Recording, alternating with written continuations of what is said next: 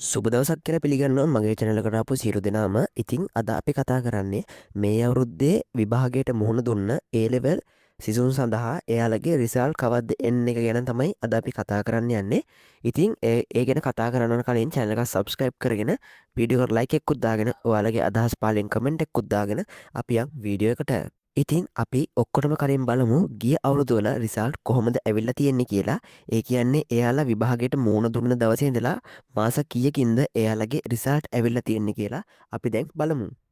ඉතින් 2024 ඒ ලෙවල් ලියපු කට්ටිය විභාගයේ අවසන් කරලා තියෙන්නේ 2024 දෙසැම්බර් 31.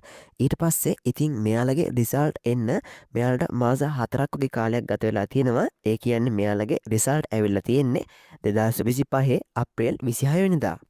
ඉතින් ඔයාලටත් එයාටල් ඇප් එකෙන් GB 10ත් GB 30ත් අතර ඩේටා ලබා ගන්න ඕන ඔයාලට කරන්න තියෙන්නේ මෙන්න මේ විදිහට ඔයාලගේ නම්බර් එක ගහලා got a promo code කියන තැන මම මේ දාන කෝඩ් එක ටයිප් කරන්න. ඉතින් ඊට පස්සේ ඔයාලට GB 10 ඉඳන් GB 30 වෙනකන් ඩේටායි අන්ලිමිටඩ් පැකේජ් එකකුයි ඇක්ටිවේට් කරගන්න පුළුවන්. එහෙනම් මේකත් ඔයාලගේ යාළුවන්ටත් ෂෙයා කරන්න.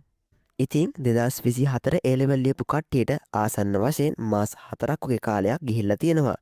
ඉතින් මේ 2025 ඒ කියන්නේ මේ අවුරුද්දේ ඒ ලෙවල් ලියපු කට්ටිය විභාගේ අවසන් කරලා තියෙන්නේ ජනවාරි 20 වෙනිදා. ඉතින් හරියටම ජනවාරි 20 වෙනිදා ඉඳලා මාස 4ක් 5ක් අතර කාලයකදී ඔයාලගේ රිසල්ට් අපිට බලාපොරොත්තු වෙන්න පුළුවන්.